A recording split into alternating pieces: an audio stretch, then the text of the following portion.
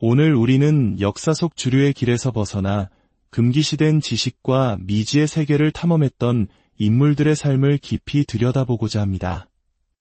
이들은 사회가 정해놓은 선을 과감히 넘어 어둠 속에서 자신만의 진리를 찾으려 했습니다. 어떤 이들은 그들을 위험한 이단아라 불렀고 또 다른 이들은 시대를 앞서간 혁명가라 칭송했습니다. 과학과 마법, 이성과 신비주의의 경계에 서 있었던 이들의 이야기는 오늘날 우리에게 인간의 욕망과 믿음, 그리고 반항 정신에 대해 깊은 질문을 던집니다. 본격적인 이야기에 앞서 인류의 숨겨진 역사와 지식의 탐구에 동참하고 싶으시다면 구독과 알림 설정을 통해 저희의 여정에 함께 해주시길 바랍니다. 여러분의 관심은 잊혀진 이야기들의 새로운 빛을 비추는 가장 큰 힘이 됩니다. 첫 번째 인물은 현대 오컬트 역사상 가장 논쟁적인 인물 중 한 명인 안톤 라베이입니다. 1930년 시카고에서 하워드 스탠튼 랩이라는 이름으로 태어난 그는 훗날 안톤 산도르 라베이라는 이름으로 자신을 재창조합니다. 그리고 1960년대 스스로를 사탄에게 헌정된 최초의 조직화된 종교, 사탄교회의 창시자라고 선언하며 세상에 나타났습니다. 하지만 많은 사람들이 오해하는 것과 달리 라베이의 사탄주의는 악마 숭배와는 거리가 멀었습니다. 그에게 사탄은 초자연적인 악의 존재가 아니었습니다. 오히려 기성 종교의 위선을 비판하고 인간의 육체적 욕망을 긍정하며 그 무엇보다 자기 자신을 최고의 권위로 숭배하는 상징적인 존재였습니다. 1966년 4월 30일 전통적으로 마녀들의 밤으로 알려진 발푸르기스의 밤의 라베이는 사탄교회의 설립을 공식적으로 선포합니다. 그는 삭발을 하고 연극적인 검은 로브를 걸친 채 스스로를 사탄의 대사제라 칭했습니다. 언론과 종교계의 그의 모습은 살아있는 도발 그 자체였지만 그의 추종자들에게 그는 죄책감, 수치심, 그리고 맹목적인 믿음을 거부할 용기를 준 혁명적인 사상가였습니다. 라베이의 가장 영향력 있는 저서인 사탄의 성서는 1969년에 출판되었습니다. 이 책은 철학, 심리학, 그리고 의식적인 행위를 결합하여 현대 사탄주의자들을 위한 하나의 선언문을 만들어냈습니다. 책의 내용은 기독교의 영적 교리를 정면으로 거부하며 대신 방종, 복수, 자기보존, 그리고 개인의 역량 강화를 옹호합니다. 그의 세계관은 냉혹하지만 솔직합니다. 오른뺨을 맞으면 왼뺨마저 내어주라는 가르침은 그의 세상에서 통하지 않았습니다. 누군가 당신을 때리면 더 강하게 반격하라는 것이 그의 철학이었습니다. 이웃을 사랑하되 그들이 그럴 만한 가치가 있을 때만 사랑하라고 말합니다. 라베이의 세계에서 연민은 당연히 주어지는 것이 아니라 노력해서 얻어내야 하는 가치였습니다. 세상에 큰 파문을 일으켰음에도 불구하고 라베이의 사탄주의는 근본적으로 무신론에 기반합니다. 그는 신의 존재도 악마의 존재도 믿지 않았습니다. 오히려 대부분의 종교를 인간의 자연스러운 본능을 억압하고 수치심을 느끼게 만들어 통제하기 위한 도구로 보았습니다.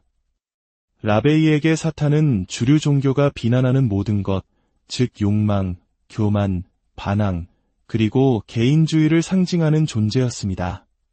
그는 이러한 특성들을 억누르는 대신 오히려 그것들을 찬양했습니다.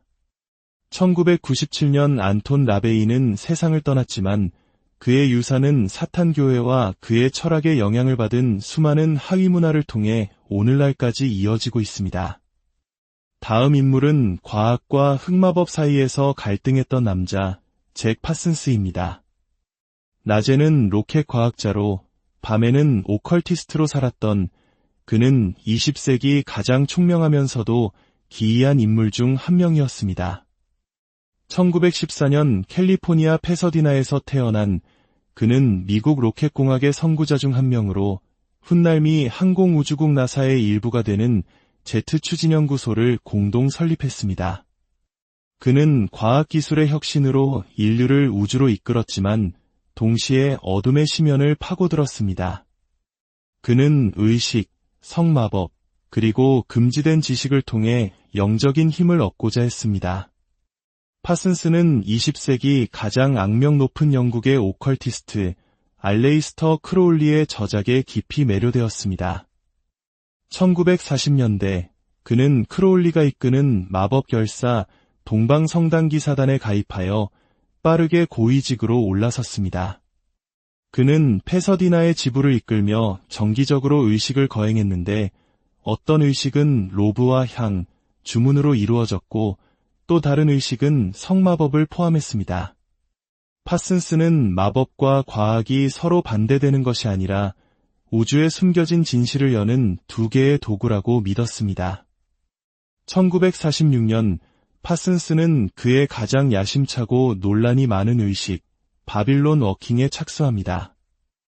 훗날 사이언톨로지를 창시하게 되는 공상과학 소설가 론 허버드와 함께 그는 바빌론이라 불리는 신성한 여성적 힘을 소환하기 위한 일련의 오컬트 의식을 수행했습니다. 그는 이 에너지를 통해 영적이고 성적인 해방의 새로운 시대를 열 수 있다고 믿었습니다. 하지만 상황은 걷잡을 수 없이 흘러갔습니다. 허버드는 결국 파슨스의 돈과 연인을 데리고 도망치며 그를 배신했습니다.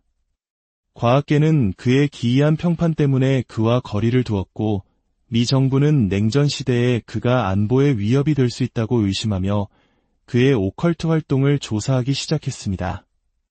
한때 유망했던 그의 항공우주 분야 경력은 사실상 끝이 났고 그는 은둔자가 되었습니다. 그리고 1952년 6월 17일 잭 파슨스는 자택 실험실에서 의문의 폭발로 사망했습니다. 공식적으로는 사고사로 처리되었지만 암살설, 마법의 실패, 심지어는 잘못된 희생제의였다는 등 음모론이 무성하게 피어났습니다. 오늘날 잭 파슨스는 과학적 천재이자 영적 반항아로 기억되고 있습니다. 세 번째 인물은 군사정보와 의식마법의 교차점에 서 있었던 마이클 아키노입니다. 직업은 미 육군 장교였고 열정은 고위 오컬티스트였던 그는 1946년에 태어나 심리전에 정통한 고학력자였습니다. 하지만 그의 학문적, 군사적 배경 아래에는 어둠의 기술, 특히 좌도라 불리는 길에 대한 깊은 헌신이 숨어 있었습니다. 아키노는 처음 안톤 라베이의 사탄교회에서 두각을 나타냈지만 라베이가 사탄주의를 상업화한다고 느끼며 환멸을 느끼게 됩니다. 1975년 철학적 견해 차이로 그는 사탄교회를 떠나 세트의 사원을 설립합니다. 이 새로운 결사는 사탄이 아닌 고대 이집트의 신 세트를 실제하는 형이상학적 존재로 보았습니다. 아키노에게 세트는 개인 의식과 자기 신격화의 원초적인 힘을 상징했습니다. 그의 가르침은 개인의 진화, 영적 엘리트주의, 그리고 의지와 지혜를 통한 불멸의 추구를 강조했습니다. 아키노는 세트 신과의 직접적인 소통을 통해 세트의 사원이 창조되었다고 주장하며 밤에 나타나는 책이라는 경전을 저술했습니다.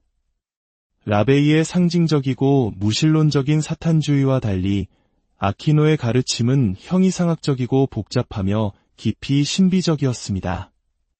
그는 마법을 정신과 영혼의 과학으로 여겼습니다.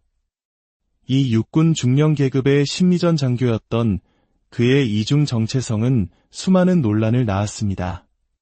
일각에서는 그가 오컬트 원리를 군사 전략에 접목했다고 추측했지만 그는 이를 명확히 긍정하거나 부인하지 않았습니다. 그의 명성은 1980년대 미국 전역을 사탄 공포로 몰아넣었던 아동학대 스캔들에 부당하게 연루되면서 어두워졌습니다.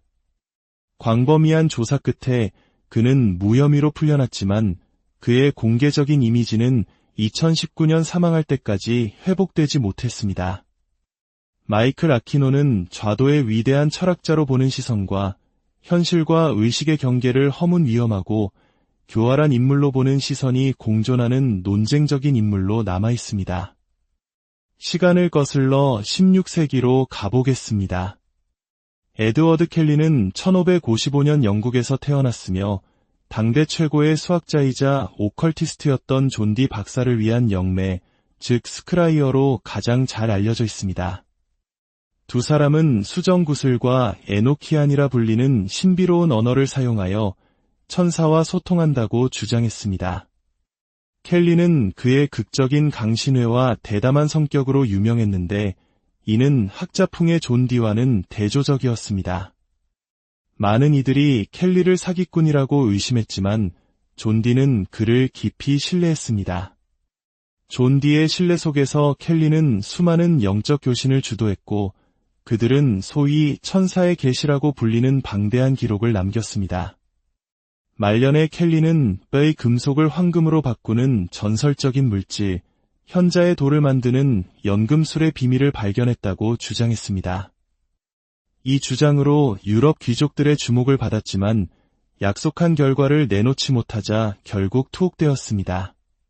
그는 1597년 감옥에서 탈출을 시도하던 중 사망한 것으로 추정되며 미스터리한 죽음을 맞이했습니다.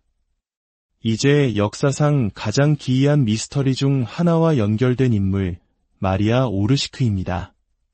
그녀는 영매이자 신비주의자이며 나치 시대의 비밀 오컬트 집단으로 알려진 브리르의 일원이었다고 전해집니다.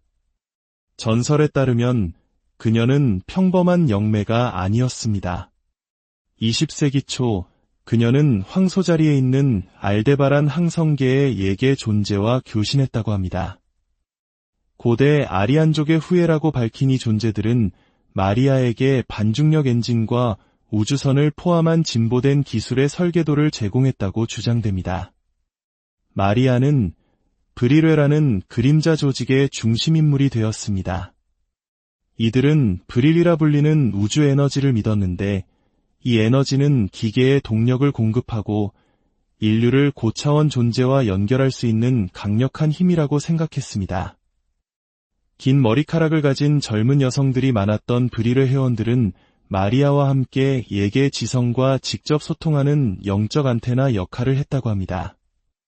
2차 세계대전이 격화되면서 마리아 오르시크와 브릴레를 둘러싼 소문은 더욱 커졌습니다. 일부에서는 그들이 나치 정권과 비밀리에 협력하여 비행 접시나 시간 포털 같은 기이한 기술을 개발하려 했다고 주장합니다. 물론 주류 역사학계는 이러한 주장을 인정하지 않지만 음모론의 세계에서는 여전히 뜨거운 주제입니다. 그리고 1945년 나치 독일이 붕괴될 무렵 마리아 오르시크는 흔적도 없이 사라졌습니다. 그녀는 추종자들에게 아무도 여기에 남지 않는다는 마지막 메시지를 남겼다고 전해집니다. 그녀가 익명으로 사망했다는 주장도 있지만 혹자는 그녀와 브릴의 여성들이 남미나 비밀 북극기지, 심지어는 지구 밖으로 탈출했다고 믿기도 합니다.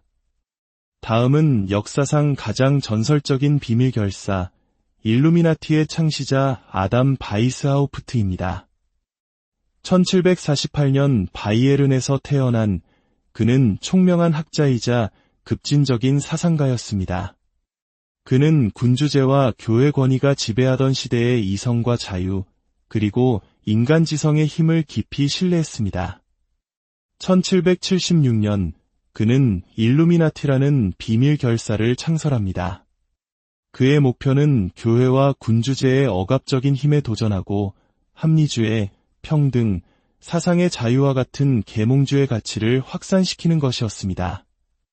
하지만 그는 대중을 직접 신뢰하는 대신 기존 권력 구조에 비밀리에 침투하여 사회를 내부로부터 서서히 변화시키려는 계획을 세웠습니다.